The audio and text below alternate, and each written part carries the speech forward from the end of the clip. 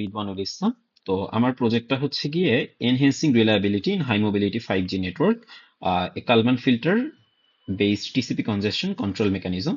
So এটা আসলে টিসিপির উপরেই আমরা কাজ করব, এবং আমি হচ্ছে টিসিপি ভেগাস যেটা সেটার উপরে হচ্ছে একটু ইমপ্রুভমেন্ট করতে যাচ্ছি ইউজিং কালমান ফিল্টারিং। তো আমরা হচ্ছে একটু দেখে ফেলি। তো ফার্স্ট অফ অল আমাদের কনটেক্সটটা হচ্ছে গিয়ে 5G এবং 6G নেটওয়ার্ক, যেগুলো হচ্ছে গিয়ে হাইলি ফোকাস করা হাই মোবিলিটি সিনারিওর উপরে। তো এই জায়গাগুলোয় দেখা যায় যে হাই ভেলোসিটি বা যখন একটা অবজেক্ট যখন খুব হাই ভেলোসিটি, ফর এক্সাম্পল একটা ড্রোন বা একটা হচ্ছে সেলফ ড্রাইভিং ভেহিকেল একটা হাই ভেলোসিটিতে চলতে থাকবে, তখন সিগন্যাল ভলিটিলিটি দেখা যায় এবং র্যাপিড চ্যানেল ফ্লাকচুয়েশন দেখা যায়, যার কারণে হচ্ছে স্পিডটা হাইলি হচ্ছে গিয়ে ফ্লাকচুয়েট করতে পারে। এটার মেইন রিজনটা হচ্ছে গিয়ে আমরা যখন হচ্ছে এক্সিস্টিং টিসিপি প্রোটোকলগুলো ইউজ করে আমরা আরটিটি এস্টিমেট করি, তো ওখানে দেখা যায় আরটিটি এস্টিমেশনের সাথে আমাদের হচ্ছে গিয়ে একটা বড় রকমের আসলে অমিল দেখা যায় বা একটা এরর দেখা যায়। এটার কারণটা হচ্ছে বিকজ অফ দেখা যায় যখন আমরা একটা হাই মোশনে থাকি তখন আসলে জিটার এবং হচ্ছে গিয়ে যে কনজেশন, দুইটাই হচ্ছে গিয়ে ডিস্টিংগুইশ করতে গিয়ে একটু সমস্যা হয়। তো এখানে হচ্ছে আমি টিসিপি আর্টা ভেগাস একটা মডিফাইড হচ্ছে টিসিপি ভেগাস প্রোটোকল ইউজ করতে যাচ্ছি, using adaptive Kalman filtering to stabilize throughput in dynamic environment, বা এরকম একটা অবজেক্ট যখন চলতেছে এরকম একটা এনভায়রনমেন্টে আসলে আমি চাচ্ছি যে টিসিপি ভেগাসটাকে আরেকটু ইমপ্রুভ করতে ইউজিং ক্যালমেন ফিল্টারিং। তো টিসিপি ভেগাসের যে সমস্যাটা ছিল সেটা হচ্ছে এখানে আমরা যেটা ইউজ করতাম জ্যাকবসন্স অ্যালগোরিদম, বা হচ্ছে লিনিয়ার মুভিং অ্যাভারেজটা আমরা ইউজ করতাম, বা এক্সপোনেনশিয়াল যে অ্যাভারেজটা ওটা হচ্ছে গিয়ে ইউজ করতাম। তো ওইটার ক্ষেত্রে দেখা দেখা যায় যে আরটিটি এস্টিমেশনের ক্ষেত্রে আমরা প্রিভিয়াস ভ্যালুগুলোকে হচ্ছে বেশি প্রায়োরিটি দিচ্ছি এবং নিউ ভ্যালুগুলোকে কম প্রায়োরিটি দেওয়া হয়। তো তখন দেখা যায় হচ্ছে একটা হাই ভেলোসিটি সিনারিওতে যখন হচ্ছে আমাদের আরটিটিটা স্পাইক করতে থাকে, তখন দেখা যায় ওই স্পাইকটার সাথে মিল রেখে আমাদের আরটিটি এস্টিমেশনটা ভালোভাবে হচ্ছে স্পাইক করতে পারে না। এটা দেখা যায় বাড়লে খুব আস্তে আস্তে বাড়তে থাকে। সো বাই দ্য টাইম দেখা যায় আরটিটিটা বেড়ে অনেকখানি হয়ে যায়, আমাদের দেখা যায় হচ্ছে গিয়ে এস্টিমেটেড আরটিটিটা আরো অনেক স্লোলি বাড়তে থাকে। অ্যাজ এ রেজাল্ট অনেকগুলো প্যাকেট লস ঘটে, এবং সাথে সাথে দেখা যায় হচ্ছে আমাদের স্পিডটাও সিগনিফিকেন্টলি দেখা যায় এখানে এরোনিয়াসলি আসলে ক্যালকুলেট করা হচ্ছে। তো এখানেই আসলে স্ট্যান্ডার্ড টিসিপি আসলে ফেল করে, যে আমাদের মুভিং অ্যাভারেজটা হচ্ছে গিয়ে too slow to react to sharp spikes. এখন এখানে আসলে দেখা যায় যে টিসিপি যেটা করে একটু আগে যেটা বললাম যে একটা স্পাইককে হচ্ছে গিয়ে কনজেশনের মতন ফিট করতে থাকে। সো অ্যাজ এ রেজাল্ট হচ্ছে উইন্ডো সাইজ রিডিউস করে থ্রুপুটটা হচ্ছে আর কমে যায়। আমরা হচ্ছে আমাদের যে মেকানিজমটা এখানে আমরা আসলে ফিল্টার আউট করার ট্রাই করবো যে কখন আসলে জিনিসটা একটা স্পাইক ঘটতেছে এবং কখন আসলে আসলে জিনিসটা একটা জিটার বা হচ্ছে গিয়ে কনজেশন দেখা যাচ্ছে, এরকম একটা ব্যাপার আমরা এখানে হচ্ছে ফিল্টার আউট করার ট্রাই করবো ইউজিং ক্যালমেন ফিল্টারিং। তো আমার যে বেস পেপারটা এখানে হচ্ছে অ্যাডাপটিভ ক্যালমান ফিল্টার, এটা হচ্ছে ইউজ করা হয়। এখানে হচ্ছে আমরা একটা কিউমুলেটিভ সাম বেসড হচ্ছে অ্যাডাপটিভ ক্যালমান ফিল্টার ইউজ করি, যেটা হচ্ছে গিয়ে জাম্পস অর্থাৎ হচ্ছে গিয়ে স্পাইক যেগুলো এইগুলাকে একভাবে হ্যান্ডেল করবে এবং নয়েজ বা জিটার যেটা হয় সেটাকে আরেকভাবে হ্যান্ডেল করবে। সো যখন হচ্ছে আমাদের নেটওয়ার্কে নয়েজ থাকবে বা হচ্ছে আমাদের একটা ইয়ের ভিতরে ছোটখাটো কিছু নয়েজ থাকবে, তখন আসলে আরটিটি এত হেভিলি হচ্ছে ভ্যারি করবে না, আরটিটিটা পুরোপুরি আমাদের স্টেবল থাকতে হবে। তো এটা ইনশিওর করার জন্য দেখা যায় আমরা এখানে যে আরটিটি এস্টিমেশনের যে ইকুয়েশনটা এটা আসলে ইউজ করি।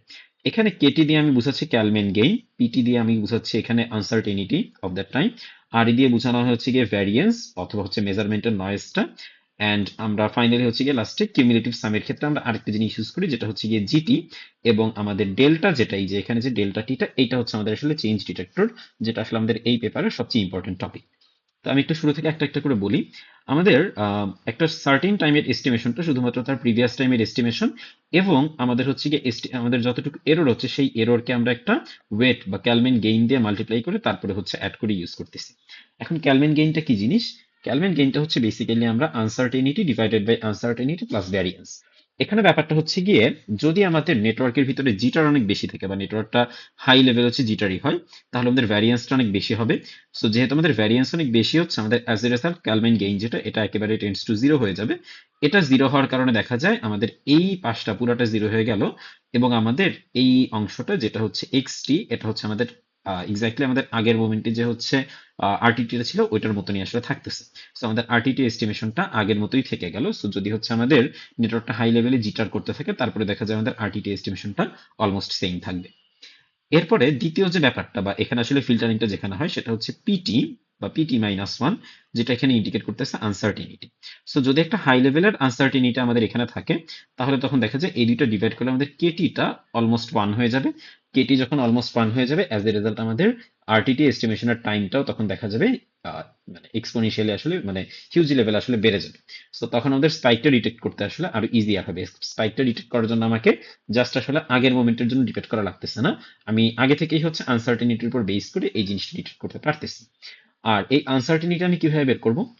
এটা বের করা হয় একটা সার্টেন মোমেন্টের ক্যালম্যান ফিল্টারিং বা ক্যালম্যান গেইন যেটা ছিল সেটা, এবং আমরা হচ্ছে আরেকটা স্পেশাল মডেল ইউজ করছি যেটা হচ্ছে ডেল্টা টি মাইনাস ওয়ান। ডেল্টা টিটা হচ্ছে এখানে আসলে আমাদের চেঞ্জ ডিটেক্টর।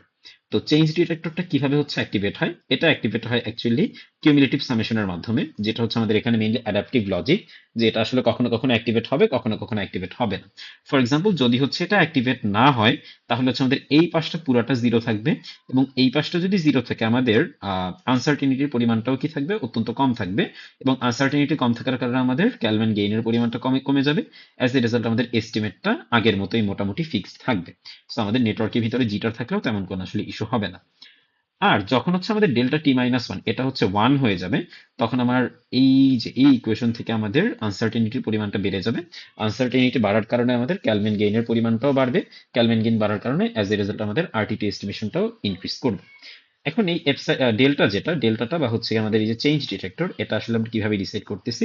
এটা ডিসাইড করা হয় এই ইকুয়েশনটার মাধ্যমে। এখানে আসলে আমরা যেটা করি, আমরা প্রতিনিয়ত যে ছোট ছোট এরর গুলা হচ্ছে, পজিটিভ এরর গুলাকে আমরা অ্যাকুমুলেট করতে থাকি, এবং সেখান থেকে আমরা নেটওয়ার্কের যে জিটারই ছিল, যে জিটার যেটা ছিল, বা যেই কিছু পরিমাণে আসলে এরর আমরা টলারেট করি, সেই জিনিসটাকে আমরা এখান থেকে বাদ দিচ্ছি। বাদ দিতে দিতে একটা পর্যায়ে যখন দেখা যায় যে আমাদের এই জিটিটা বাড়তে বাড়তে একটা সার্টিন থ্রেশহোল্ডের চেয়ে বেশি হয়ে যাবে, তখন আমরা ডেল্টা টিটাকে ওয়ান করে দিচ্ছি, এবং একটা অ্যালার্ম ঘটবে, বা হচ্ছে আমাদের এখানে আসলে ওই সময় দেখা যায় যে ক্যালভিন গেইনটা অনেক বেড়ে গিয়ে আমাদের আরটিটি এস্টিমেশনটা চেঞ্জ করে ফেলবে। সো এটা ছিল আমাদের অ্যাডাপটিভ ক্যালভিন ফিল্টারিং এর মেইন পেপারের আসলে ব্যাপার। তো এখানে আসলে আমরা মূলত টিসিপি থেকে আরটিটি এস্টিমেট করার জন্য এই অ্যালগোরিদমটা ইউজ করা হইতো।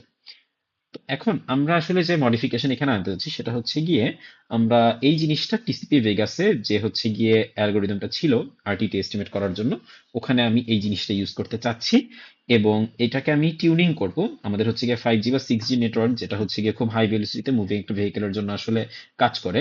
ওইটাই যেটা আমরা করব সেটা হচ্ছে গিয়ে আমরা প্রসেস নয়েজ কোভেরিয়েন্স বা হচ্ছে কিউ, যেটা হচ্ছে আমাদের এখানে আর ভি দিয়ে বোঝানো হচ্ছে, এই জিনিসটার সাথে আর ই কে আমরা প্লট করে দেখবো যে কোন লেভেলে বা কিভাবে টিউন করলে আমাদের একটা ফাস্ট মুভিং ভেহিকলের জন্য আমরা একটা ভালো রকমের একটা আরটিটি হচ্ছে এস্টিমেট করতে পারি। সো এই টিউনিংটা হচ্ছে আমাদের একটা মডিফিকেশন। অ্যান্ড আরেকটা মডিফিকেশন হচ্ছে গিয়ে আমাদের এনএসটি নেটওয়ার্ক সিমুলেটরের উপরে, বা আমরা হচ্ছে গিয়ে এই যে টিসিপি ভেগাস মডিউলের উপরে হচ্ছে গিয়ে এই ক্যালভিন ফিল্টারিং যেটা, এটা হচ্ছে গিয়ে অ্যাপ্লাই করব।